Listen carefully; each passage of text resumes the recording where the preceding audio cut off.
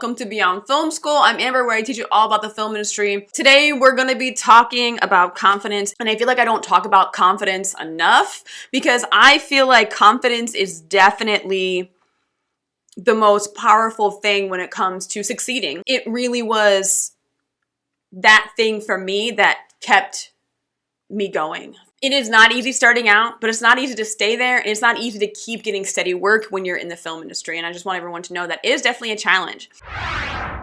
Confidence is really trust. You are finding that trust. You are trusting in that thing. So self-confidence, and what we're talking about today, self-confidence is like you trust yourself. For example, when you are a brand spanking new set PA on a set and you have no idea what's going on, and you're like, well, if I have no idea what's going on, how the hell am I going to have confidence? And I think that if you can find it within yourself to trust yourself, to at least be resourceful, find the answers, trust yourself that you're going to ask questions. It is a feeling of trust first and foremost. And self-confidence, it's a feeling of trust within yourself. Everyone does the second guessing.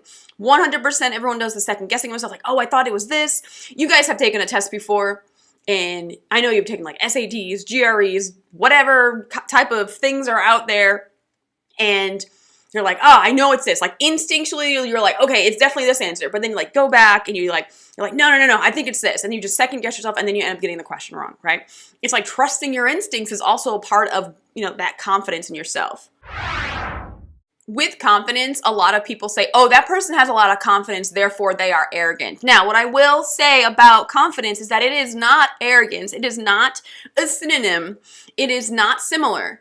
Now, arrogance is, yes, you believe in yourself, but you also believe that you're better than others. Confidence and arrogance, there is definitely a fine line. Don't get me wrong. It is a fine line when it comes to arrogance and when it comes to confidence. They're like right next to each other. They are next door neighbors, guys. And I feel like arrogance is definitely from a place of negativity, and confidence is not. Because you can be confident and you can also be positive. You can also like help other people in their goals or whatever, helping them in something. So confidence isn't necessarily about like just you, because I feel like if I'm confident, that helps other people around me also be confident. Arrogance and confidence are not the same thing. And I think that a lot of people see a confident person and they're like, oh, that person's arrogant. Therefore, there are so many people out there see that judgment of someone, and then they're like, oh, they're just gonna, if I'm confident, they're gonna call me arrogant.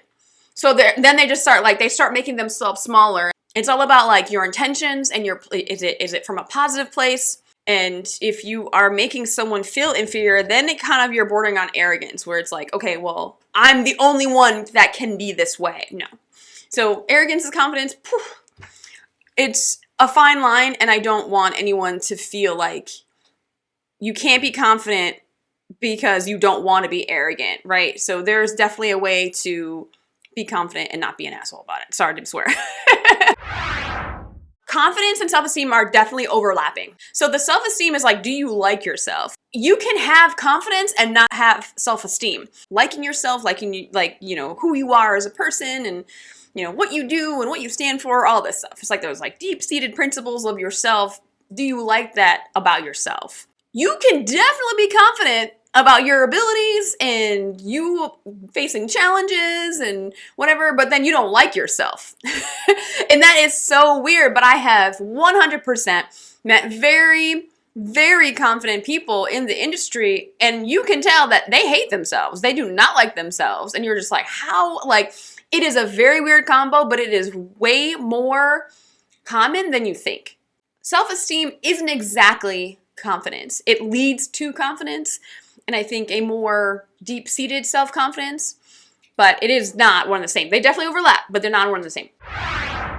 Is confidence a skill? This debate is interesting, right? Is confidence a skill? Some people are definitely like, yes, it's totally a skill. Other times, people are saying it is something that is a characteristic, right? I am definitely on that spectrum of like, it's like, on the spectrum of is it a skill versus is it a attribute or a characteristic, definitely it's a characteristic.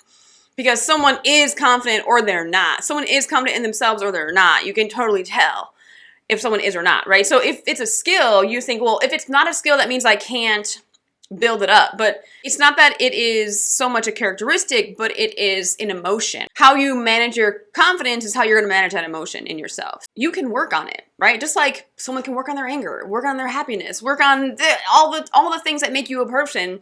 You can work at them. Finding your confidence, and the first thing I'm going to say is like yourself. I feel like this is maybe like a common sense thing. Like, of course, you're a person like yourself, but there are so many people that just don't. I know that there are a number of people that are watching this, and they're going to know somebody that is that self-deprecating, like, joke person who's always like making fun of themselves in a very like dark way. And I'm not really with that. Like I like people who have a sense of humor, but when you self-deprecate and you are putting yourself down in jokes, that shows me that that's how you truly feel about yourself. So I'm not, it's like, if you are a friend of mine, you know that I don't let people make jokes about themselves. It could be like, oh, I'm ugly, or I'm fat, or I'm unfit, or I'm not smart. It's like, oh my goodness. And they're always making these jokes about themselves. And it's like, you are telling those jokes because you're trying to deal with something you don't like about yourself. Like, it's like your coping mechanism. The first thing I would say to conquer that is stop making the joke. What I need you to do is I need you to focus on yourself in a good way. I need you to think about the things that you like about yourself. For me, and I'm not talking about just like your appearance, but that also helps. There are exercises you can do in the mirror and you're like, I love my eyes. I think my eyebrows are fucking bomb as shit. I have really nice lips. Oh my God, my shoulders are really broad and like they're really strong. I have muscles.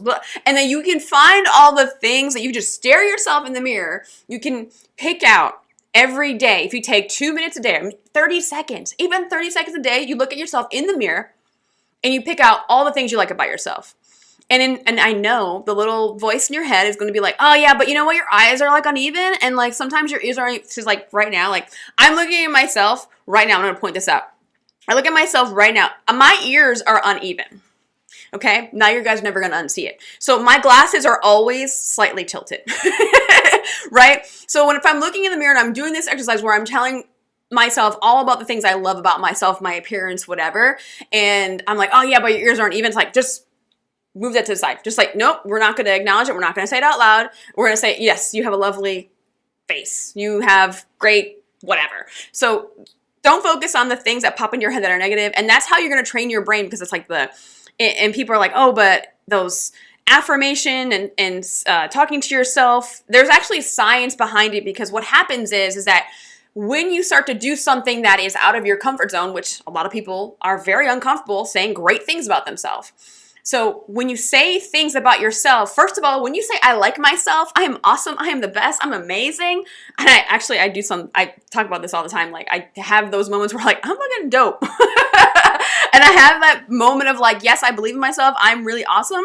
Like when you tell that to yourself, I like myself, your body goes through like a dopamine release, and it like makes you feel good because you are telling yourself that you like yourself. When you do these types of things and you tell and you say it out loud, or even in your mind, but I would say I encourage everyone to vocally do it and to actually hear it out loud, is a different experience than just being inside your head and be like, yes, I like myself, right? So there are like neural pathways, and neurologically speaking, like the neurons in your brain and stuff like that, they make connections. So the more and more you do it, the more you're training your brain to do it more. And then like, it's like you're kind of phasing out the negativity that's trying to come in, that you're used to giving. Now, here's the thing about the brain is that normally, and human nature, our brain goes to the thing that is going to threaten our survival, right? We're going to go to the negative thing. What is going to cause me pain, cause me to die, or whatever, right? And that's why we think negatively, because it's like the fear is what is connected to the death or the pain that the human body is going to experience. So it's like we're trained to be like, oh my God, if I get in this car right now and I don't put my seatbelt on, I'm going to get into an accident, right? So it's like, obviously, if you do that, you would, right? So it's the fear that is going to connect to why people think so negatively all the time. Because it's like, it's based on fear and based on what is going to cause me pain or discomfort, right? Uncomfort.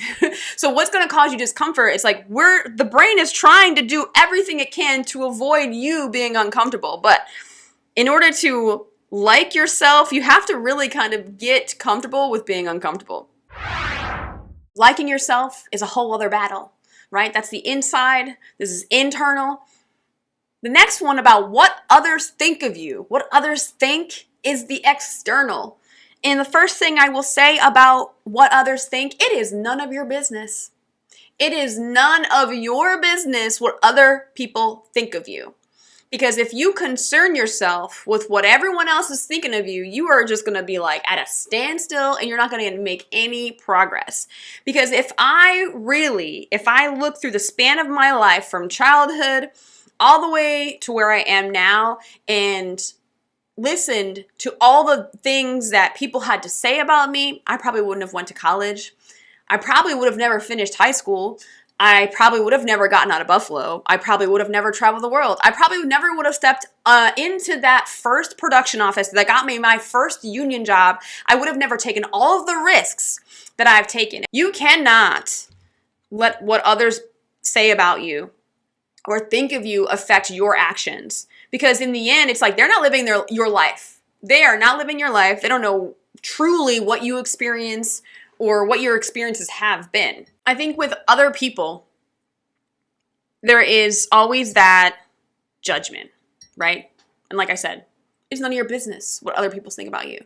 But that fear of judgment. And Lewis Howes always talks about this. I love Lewis Howes, School of Greatness. I can just listen to that podcast all day long. So shout out to Lewis Howes and like the School of Greatness. He talks about fear of judgment a lot. And that's what holds a lot of things from being done when you want to get things done or like you want to achieve certain things. Like when people are there, you're like, oh my God, like what are people going to think? Who gives a fuck what people think? Okay. Here's the thing. If people are hating on you for the things you do, most likely it stems from envy and jealousy because they want to do the things you're doing and they don't have the skills that you have and they don't have the ambition that you have or the drive that you have. When I worked on The Equalizer or any PA show doing PA work, my barista job on the side when I was like day playing as a set PA and being a barista and doing Beyond Film School all at the same time, trying to run, you know, my first set PA class a few years ago, 5-year anniversary, by the way, this year. But like when I first started, there are people who are like, yeah, but you're just a staff PA, but like not knowing that I was an AD in the indie world. It's like, they don't know my entire life. And they're like doubting my ability to train new people and to train people to get into the film industry. So stuff like that. And then people would make fun of the fact that like I was super productive. They're like, how do you get so many things done? They're like, make fun of me for it. And I'm like, this is my life. And just because I don't want to just like on the weekends, just sleep and do nothing, like you're making fun of me. It's because they want to also be productive and they can't find it within themselves to do it. That's the thing that's like, if people are making fun of you or judging you, it's usually because they admire you and they want to be like you. So let the haters hate. F the haters. Do whatever you want. And don't care what anyone else is thinking. I know that is very hard. That's so hard for people not to care about what other people think. Now, to give you some solace in that, to give you some peace of mind, is that while you're worried about everyone else and what they think of you, do you know everyone else is also doing the same thing? So no one's actually paying attention. And if they are, then it leads back to them being jealous or envious of you. So just spin that. Just spin that in your mind for a while. And you're like, you know what? You're probably right. And that's why I've always just kind of gone ahead and just done whatever I wanted to do in my career. I was like, I'm just going to do it. I'm going to do this thing with Beyond Film School. I'm going to try some things, whatever. I'm just going to do it. So the next thing is the people around you, and this is the support system. This is like the major thing that a lot of people take for granted. Yes, I'm talking about that friend that Amanda just said in her comment, her chat comment, where she's like, my friend is encouraging me to apply to DGA training program. Kudos to that friend because she probably knows that's a goal of yours. And there are so many people in your life, in my life, or maybe not, who knows? I don't know anyone's life, right? Again, I don't know your life, you don't know mine, but there are so many people out there that are going to be like, oh, don't do this. Or that's probably the wrong road, or this is the wrong thing for you, or, you know, they're not supportive, they're negative, and sometimes they can be toxic or bullying or, you know, mentally abusive or whatever, and they can like really hold you back. So the people around you affect your confidence so much. Whatever your goals are, whatever you're trying to achieve, whatever it is, maybe you want to be a writer or whatever, like in production design or whatever it is, like those are hard roads. But let's face it, any industry that anyone wants to work in is a hard road. To be a doctor is a hard road. To be a lawyer, it's a hard road. To be construction, it's a hard road. To be like a manager of whatever is it's all hard. So what does it matter what you choose? It doesn't, like, you know what I mean? So the people around you, your support system is very, very important. Limit the people who are complainers and negative and not supportive. And I would go so far as to say that cut them out. Say it's like, you know what, and I had a friend like that, and I had to really make that decision where it's like I wasn't getting anything from our friendship, and she didn't really seem supportive of who I was and what I was doing, and also she wasn't giving me the time. So I was like, oh, well, this is kind of just draining me of my energy and my emotions. I was just getting mad all the time. We're like, it's not worth it, right? Don't be afraid to cut people out. And I'm not saying like, just like, you know, Amber said to cut you out, so I'm going to cut you out. But just think about how you can either start to change the relationship or start to change the communication or limit the time that you're around them. Like maybe you visit them once a week. Maybe it's time to do it once a month, especially if family are the people who are kind of not as supportive of your film dreams or goals or whatever. Maybe you don't see them as often. Maybe you just, you know, limit the phone calls or limit the amount of time you go back home and visit or that you're at home, because sometimes you're in that situation where you're still living at home. I get it. Like rent is expensive, guys. I understand. It is expensive. I understand. So limiting or even cutting people out, it does make a drastic change in how you think. And also, if you have that complainer friend, and I can think of two friends right now that are fairly complainer-y. They complain a lot, and I'm like, oh, goodness me. So it is hard to manage those types of people, especially when I am not a complainer. I am like, if a challenging situation presents itself, I will be like, all right, how do I adjust? And that's something that is a skill of mine, is that I can adjust really quickly and I can figure out how to fix the problem or whatever. Whereas there are other people who want to fixate on the problem. They want to blame somebody and they want to just start like lopping heads off. You know what I mean? And I've done this in the work environment too, where where I was a second, key second's like, bah! And I was like, but what's the good thing to happen today? Like what's good?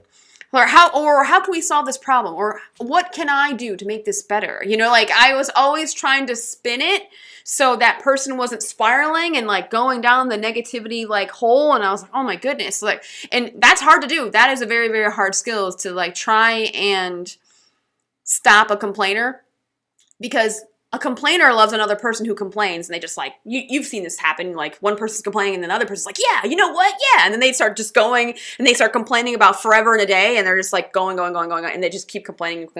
So if you shut down the complainer, either they'll walk away from you because they know that you are not giving what they want, because when you encounter a complainer, they want validation that their complaints are valid, right? They were like, I'm pissed because of this, and you're like,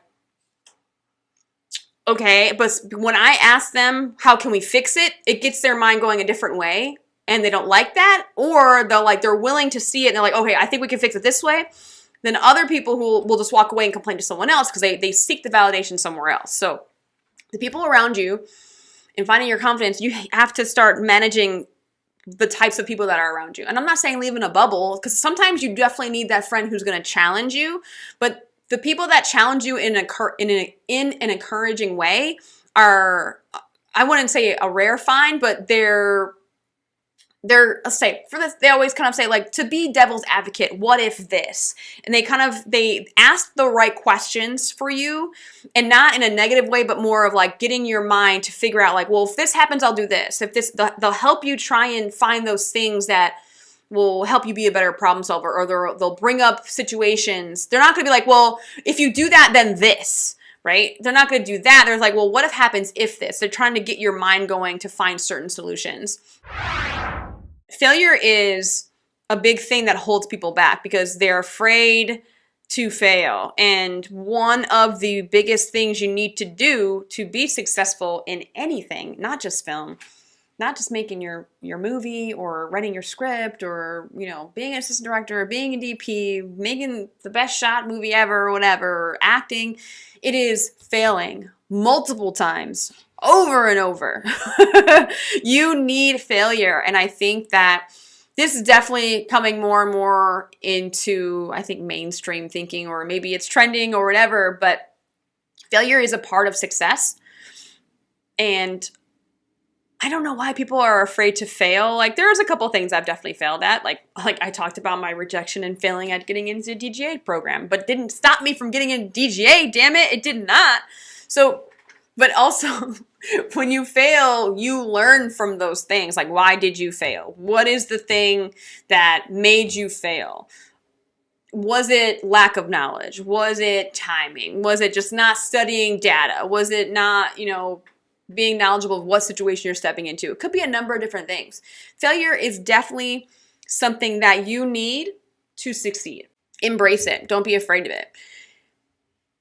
And I think a lot of people don't want to take the risk because they're worried about perfection or their what is that, like their streak of some sort? Like, oh, if I fail this, that means that I'm not good at this at all. It's like it ruins everything. And perfectionism is kind of like self-abuse in a weird way. If you don't fail, it's kind of like, what are your learning mechanisms? When you do certain things and you fail at them, you figure out what works and what doesn't. And that's the big thing about failure. And Obi-Wan, yes, failure is the greatest teacher. You will learn so much. Failure teaches you certain things that you need to know about yourself, or at least the world for that matter.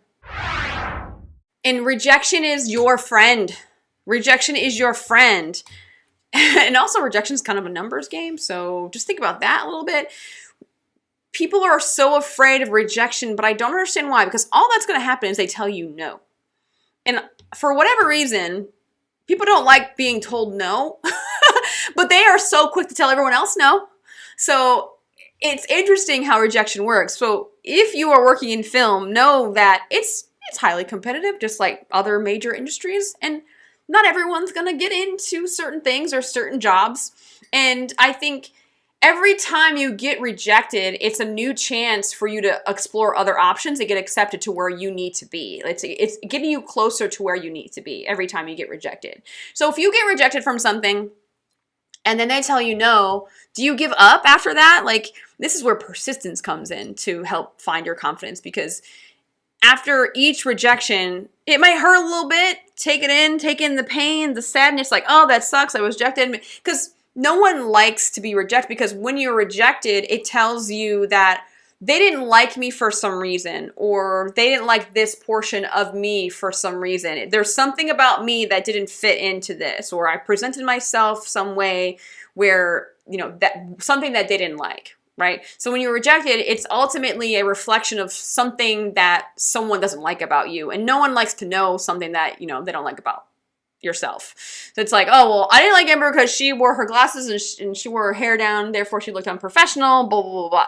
And I'd be like, oh, God damn it. So that means I have to change myself? No. Because I think if you're your true self, rejection gets easier and easier. And like I said, it's getting you closer to where you actually need to be and are more fit to be in, where it's like your right place. Every rejection gets you closer to that right spot. I think if you make rejection your friend, your confidence will go. And I think rejection is linked to what other people think. And once you conquer like not caring what other people think, and then getting over the fact that you're getting rejected however many times and being persistent and just keep going at it, like your confidence will build each time. Every time, every small rejection you get over, you're getting closer and closer to a more confident self. You're like, you know what? I know I got rejected from this, but I think this is why, and I'm going to go after this. And I think this is the better pivot. And you're just going to keep going. Each little millimeter, each little rejection gets you closer and closer and closer to your true self and where you want to be. And therefore, like when you know that you're getting into your more authentic self and expressing yourself a certain way, then you get more confident and you like yourself more, and it's a lovely positive circle and you keep going. It's amazing. Self-awareness is very good because you're going to know what you're good at and what you're bad at, what you like to do, what you don't like to do, what makes you uncomfortable, what makes you feel, great in a situation. And one of the things I do in my SEPA class is I always have everyone, and when I tell people this, I say, okay, everyone take out a piece of paper, pen, write down 3 things that are your strengths and 3 things that are your weaknesses, and everyone gets a little uneasy. They're like, oh my God, we're doing internal work. Oh my goodness, it's gonna be bad. And just sitting down and taking a piece of paper and saying, what are the things I'm good at? I don't know, do 10 things, 5 things. I do 3 things because my CEPIA class is only a limited time and I only have so much time. And then we go over them and people share them and I kind of go over them and say like, you know, you may think that's a weakness, but that's actually a strength, which is funny how many times that does come up. And I think sometimes it just helps to get a different perspective of, you know, thinking what's a strength and what's a weakness and all that jazz. So self-awareness, if you just sit down and say, what do I think is great about me?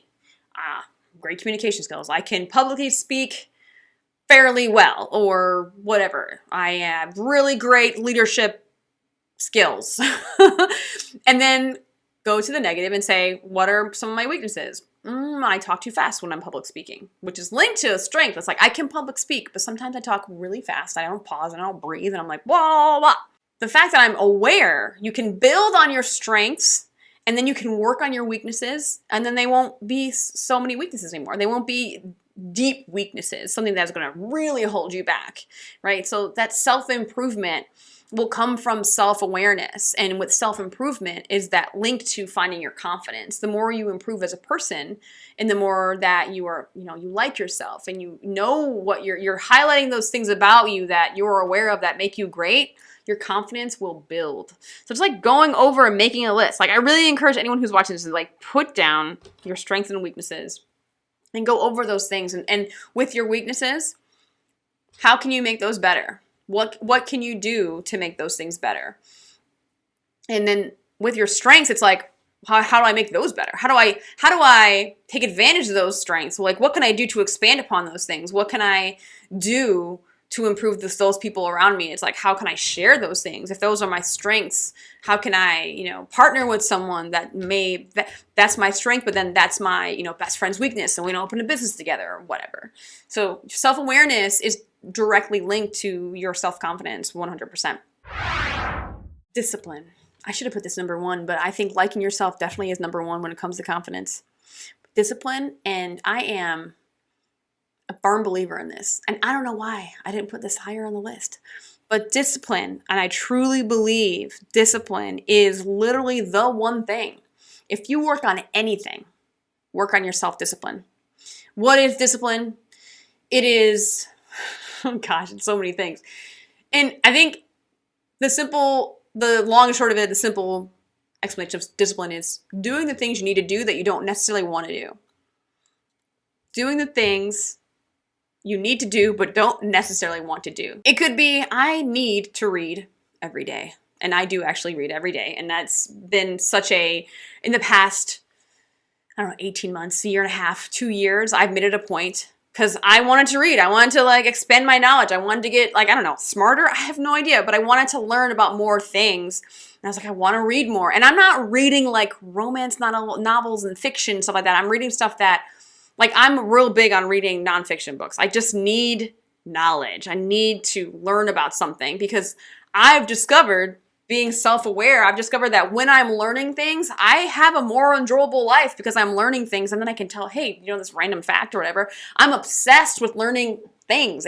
I don't know why. And that it was actually coming from high school.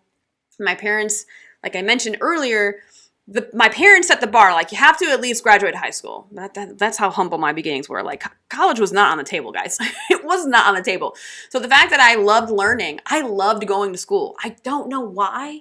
And me going back and like looking back to my childhood, I loved going to school. I was a very weird child. I did not, even when I was sick, I would fight with my mother because I did not want to stay home. I wanted to go to school. And I've never heard anyone else that also loved school. I had no problems in high school because I loved to learn. I focused on the activities that were there and learning, okay? So that was something that I found to be very unique about me, is that I love learning and I'm happier when I'm learning. So I made it a point to make sure, even if I'm tired, maybe I slept late or whatever the case may be, like I need to read every day.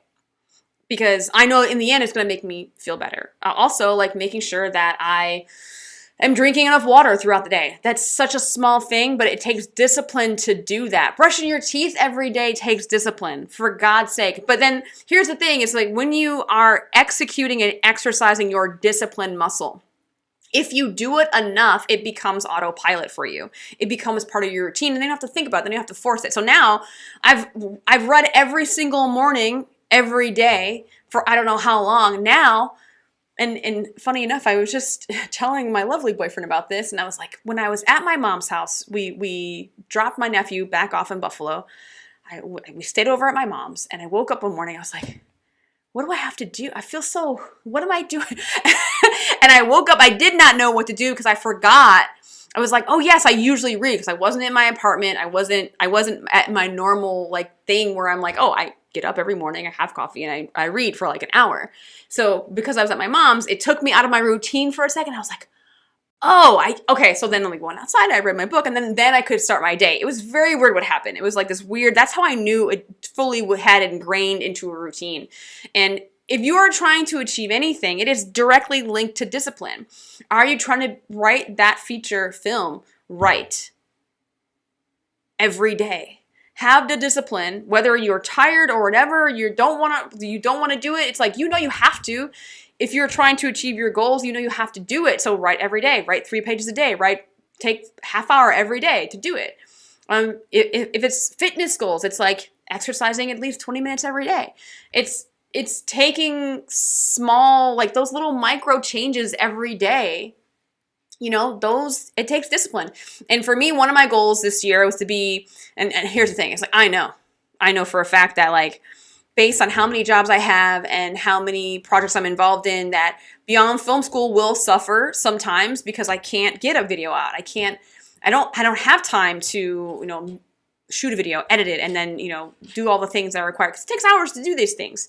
But I set the goal for myself to be 25% more consistent the next half of this year. So, and I figured out, okay, so in order for me to be 25% more consistent, I was like, I took the first 6 months and I was like, all right, in that 6 months, this is how many videos I made. And then I was like, all right, well, to be 25% more, I just did the math on it, and I was like, oh, I just need to make 3 more videos to be 25% more consistent the next 6 months. So sometimes discipline is just breaking down certain goals. Like, oh, my goal is this, and breaking it down month by month, and then week by week, and then day by day. And then you figure out, like, day by day, or 5 days a week, or whatever, maybe you don't want to do it on the weekends, do it Monday through Friday, or whatever your work week is. And it's like, oh, I only need to do this small thing. And by the end of the year, like, oh shit, I read like 30 books. It's like crazy when you think about stuff like that. So discipline is linked to everything. And I really am a firm believer, like discipline is literally linked to every single thing in your life. Health, success, prosperity, abundance, liking yourself, projects, art, and everything. Like even an artist who is being creative, like they have to go and do it, right? So an artist is creative, but it's like they have to go and execute that thing every day or whatever their idea is. So discipline, I'm like, discipline is definitely one of, I should just make a course on discipline. I think a lot of people are like, oh, Amber, you're so disciplined. It's like, because I firmly believe that it makes my life better. And it's like, yes, I'm going to do the things, even though like I may not want to at that moment, but I know it will definitely make my life better in the end, or the day better, or whatever. Like even when I'm struggling, when I can't run, when my legs are hurting, because I do run, not to be like, oh, I'm bragging about running, but that's one of the things that's like, I like to run. But some days where I'm like, I know I have to run on those difficult days, because then it'll get me to those nice runs. It's like the easy runs. So I have to do the hard runs. And that's when I have to like really instill my discipline. Like, yes, my legs are heavy today and I don't feel like I'm going to be fast, but I'm going to do it anyways, because I know that run will make the next run better. So I don't know if anyone's fitness or runners out there, but you get what I'm saying. Like, every little bit that you do, all the habits that you create, it all stems from discipline. If you have goals and you break them down, right? Like I said, I wanted to be 25% more consistent with Beyond Film School, posting videos. That was a goal. And then I broke it down into a smaller thing. And I was like, all right, well, all I have to do is just this. And I was like, oh, and that means I have to do it every other week or whatever, right? And you can have your big goals, smaller goals, but when you break down your goals to smaller and smaller things, they become achievable. They become more and more achievable. And when you achieve goals, every time you achieve a goal, you are building your confidence because you're like, oh, I did this thing. Oh, dope. Oh my God, I did this thing. And then I did this thing. So every time, and I like how goal setting and discipline are definitely like, they're best friends. They're like besties. So I feel like in order to reach your goals, you definitely need self-discipline. Your goal setting. And some people are really afraid to set goals and they're afraid to talk about them. It's like, I think a lot of people are afraid to express their goals to people because they don't want to be poo-pooed. And that just goes into that the people who are around you know who you can tell your goals to and who not to. Like, don't tell a friend. If you know that one friend's going to be like, well, if you do this, this is going to happen. And then this and this and this. And they're just like, and then it's going to be this like, oh my God, what am I doing with my life? Right? Don't tell that friend that goal. But if you are like, you know what, I have this thing, and you go to your open-minded friend who's going to be the devil's advocate in a nice, positive way, and they're like, you know, you could have this happen. What about this? It's like, tell that friend about your goals. So many people, and there's like weird videos on YouTube about not telling people your goals. You need people to help achieve your goal. When you are a human being, unfortunately so, for some people who have social anxiety like myself, like you need people to help you achieve certain goals. I had the goal to do the film challenge, right? That took a lot of different, I guess, different people, ideas, opinions, suggestions for me to execute the film challenge, right? The Beyond Film School Short Film Challenge definitely was my idea. I wrote the outline. I told it to someone. First off, I was like, how about this? Like, I'm looking at this idea. I think I can do it here. And I told it to a person that I knew would be open-minded, would be like, okay, well, if you do that, what then this? And he was able to make my mind think in a more open way, and he wasn't poo-pooing it. But if I went to my complainer friend and told her about this film challenge thing, it probably wouldn't have gotten off the ground, because if I didn't tell the right person. It's like, be careful who you share your goals with. Don't keep them to yourself, but I needed people to help me with it, right? Because I have team leaders. I have professional industry film folks who have experience in the film industry leading my 4 teams, leading Beyond Film School alumni. And without them, I can't do it. So I need people. So the goal of the film challenge, until I was ready to, first of all, face failure and rejection, because I had to talk to multiple people about being a team leader, what they thought about this idea. I had the goal, and then I did the outline. I shared my goals with people, and then it was like, once you talk about your goals, then they're like, oh yeah, Amber's doing this thing, and I think you'd be, and like, I found a team leader because of that. You know, I wanted one more team leader. I had 3, and I was like, I want one more team leader. And then I found a team leader through a person who I told my goal to that I would otherwise not have gotten if I didn't share my goals with this person. So sharing your goals also in the film industry, as far as like when you're on set, like, yes, I want to be an AD. And then when I was a PA, if people didn't know I wanted to be an AD, they wouldn't be like, oh, let me get you, this. And perfect example is when I worked on Once Upon a Time. I think it was CBS show, long time ago. It was a long time ago when they were shooting it. I think 2018. And they're like, Amber, how come you're not a staff PA yet? Because I was an additional PA for like 2 years. God, I was day player, additional PA forever, I felt like.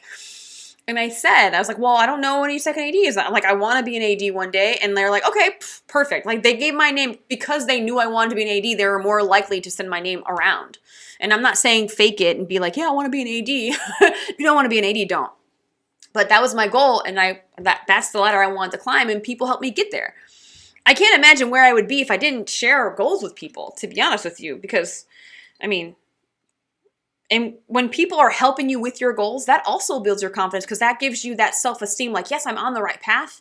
Yes, I'm doing the right thing because other people believe in me. And when you have other people believing in you, you start to believe in yourself a little bit more. So the people around you are very, very important when it comes to believing in yourself and also your goals and achieving your goals, because the more you achieve your goals, then you have more and more self-confidence. Like, all of this kind of works in together in a really lovely circle type way. It's quite lovely. If anything is going to help your confidence, it is knowledge. And this is really why, I don't know, maybe I think the more I know and the more I study, the more I do research, the better I feel, and the more confident I am in my ability. And knowledge can come from multiple different things. observing, which I love observing because for me, I have like the power of observation. That's one of my strengths. Like if I can watch someone do something, I can really retain how they do it, and I could probably mimic them enough to get into the flow of it the first couple times, and then I'm able to do it. So power of observation, that is one way you can gain knowledge. Reading, looking at data, like a certain I don't want to say experiments, but like sometimes you can like go into a situation and set something up, and then you can learn something from that way too. You can say like your scientific experiment in certain ways. So knowledge can come into training, you know, practicing certain things. And I think that knowledge is really underrated sometimes when it comes to self-confidence, because the more I know about a situation, so if I'm trying to write a script or write a book or, you know, make a video, the more I learn how other people are doing it too is going to help me in my confidence to achieve certain things and to go ahead and try certain things, even if I might fail at them or I could get rejected or something like that. So another thing with this film challenge, and I love how I feel like I can connect a lot of this to the film challenge, because that is something that is one of the newer things I've ever engaged in, where I've had to do a number of different things I've never had to do as far as beyond film school, like involving people, fundraising, finding screenings, judges, and writing up the whole outline and requirements, and just a bunch of different things. And if I didn't study how other people did it, or gain knowledge on how to fundraise, or how to, you know, talk to people, email people about donating, or setting up, you know, a crowdfunding page or whatever. Like if I didn't have the knowledge to do that, I think I would have been way less confident in trying to achieve that film challenge. So I think that all of these things are definitely involved in finding your confidence. And whatever your goal is in film or in life, really, I mean, let's be honest, because you can use it in film. And I'm going to talk about confidence as far as is relating to film, but also when just in life, finding your confidence just helps you go further, faster, as far as I'm concerned. Because I feel like if I wasn't confident, I wouldn't have gotten as far as I am now. For me, a big one is social anxiety. And talking to people and asking people for help are really big weaknesses of mine. Asking people for help is like, because I was raised in a tough area, and I was taught to be resourceful, right? And I really found confidence that I could be resourceful and find the answers if I needed to and figure things out, right? But I never liked asking people for help, and that was a huge thing for me. And that was something I've practiced this year with the film challenge. It's like I've asked multiple people for help in this film challenge, so I'm very proud of myself. Very proud. I could have been totally rejected, but I took the risk, and I was like, and it's funny because when I'm talking to my team leaders for all the teams, I'm like, this could all crash and burn, and we could just fail horribly, but you know, we're just going to keep going forward. Once I got that out of my system, that self-deprecating thing, I was like, all right, this isn't gonna crash and burn the way I think, and I think that there are enough people involved for us to go forward and succeed. And the social anxiety of it all is tied to the people around you, right? And I think the more you get encouraged, and the more that people believe in you, and the more you actually start believing that you are that person everyone else thinks you are, and then you start liking yourself, and it kind of helps in that social anxiety situation for me, because people are like, Amber, you're so good in social situations. I'm like, it took a long time to get there, guys. I've practiced. The discipline to practice. Do me a favor, tell yourself you like yourself every damn day. Just like literally, if you're having moments of doubt, like you're going to give yourself the dopamine hit that you need. Like, I like myself. I am awesome. I'm amazing. I'm dope as fuck. That's my favorite one. I tell myself I'm dope as fuck. And then I make myself laugh, and then I'm fine and relaxed, and I'm good. Don't give too much attention to what other people think about you. You gotta do you. Remember, they're probably thinking about what others are thinking of them. They're not even paying attention to you like that. The people around you, your support system is very, very important. Limit the negativity in your life. Limit the complainers that are around you. And I say limit because I know cutting people out is very, very harsh, right? It could be a little bit too much for people. So just limit the amount of time that you're around those people who are maybe negatively affecting you in a bit. Don't be afraid of failure. You are going to need failure to succeed. Failure, as Obi-Wan Martin has said, is the greatest teacher. I believe he did say that in the chat. I hope I have the right person. But yes, failure is the greatest teacher. You will learn so many things about the world and yourself when you fail. And every time you get rejected, it tells you a little bit more about yourself, and it gets you closer to who you need to be around and where you need to be in your life. Self-awareness, learning about yourself only expands your knowledge about yourself, what your strengths are, what your weaknesses are, what you can work on, what you can expand upon, what you can do to help others. Discipline is the foundation of everything. I feel like discipline, I cannot say enough about discipline. If there's anything you can do for yourself, is to be more disciplined. Therefore, if you implement discipline in your life, you will definitely be 100% absolutely more successful. And I swear, if I were charging or something, I'd be like 100% guarantee if you implement discipline in your life, you will definitely see and reap the benefits of it. I swear to you. Set goals for yourself, break your goals up into little pieces to get to the big goals and expand your knowledge. The more knowledge you have, the better you can handle certain challenges that you're going to face in your life. And that is something I full on believe. And those are those things, if you start to work on all these things, you'll start to find more and more confidence in yourself, more and more confidence and trust in your abilities and the things that you can do to succeed in life. Ugh. So that is it for now, guys. Thank you so much for watching. Definitely have confidence in yourself, like yourself. And that is it for now. I shall see you next time.